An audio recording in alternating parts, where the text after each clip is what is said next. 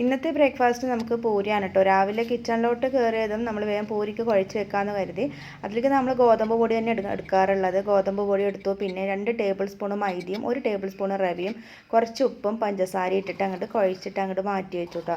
പിന്നെ നമുക്ക് ചായ ഇട്ട് കുടിക്കാം. അപ്പോൾ ചായ ഇട്ട് കുടിക്കൽ കഴിഞ്ഞു. എന്നിട്ട് നമുക്കിനി ഇതിലേക്ക് വേണ്ട ഉരുളക്കിഴങ്ങ് ഇഷ്ടം ഉണ്ടാക്കാനുള്ള കാര്യങ്ങളൊക്കെ റെഡിയാക്കി എടുക്കുകയാണ്. ഉരുളക്കിഴങ്ങ് ഇഷ്ടം പ്രത്യേകിച്ച് പറയേണ്ട കാര്യമൊന്നുമില്ല. ഉരുളക്കിഴങ്ങ് എടുക്കുക, പിന്നെ ഒരു സവോള, തക്കാളി, പച്ചമുളക്, ചെറിയൊരു കഷ്ണം ഇഞ്ചി, മല്ലിയില, പിന്നെ പാകത്തിന് ഉപ്പ്, മഞ്ഞൾപ്പൊടി, വെള്ളം കുറച്ച് ഒഴിച്ച് കൊടുക്കുക. എന്നിട്ട് അത് കുക്കറിൽ 2 വിസിൽ വേവിക്കുക.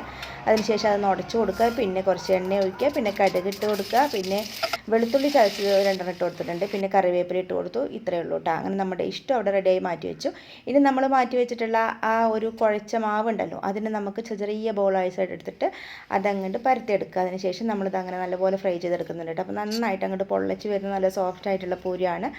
അപ്പോൾ ഇതുപോലെ ചെയ്യാത്തവർ ഇങ്ങനെ ഒന്ന് ട്രൈ ചെയ്ത് നോക്കണേ. അതിനുശേഷം നമുക്കുള്ള പണി എന്ന് പറഞ്ഞാൽ ഇതാ പാത്രങ്ങൾ മൂറുക എന്നുള്ളതാണ്. അങ്ങനെ പാത്രങ്ങളൊക്കെ മൂറി അവിടെയൊക്കെ ക്ലീൻ ആക്കി വെച്ചു. ഇനി ഉച്ചക്കലേക്കുള്ള കാര്യങ്ങൾ നോക്കണം കേട്ടോ. അപ്പോൾ ഇത്രയൊക്കെയാണ് നമ്മുടെ രാവിലത്തെ ഒരു തിരക്ക് പിടിച്ച പണി എന്ന് പറയുന്നത്.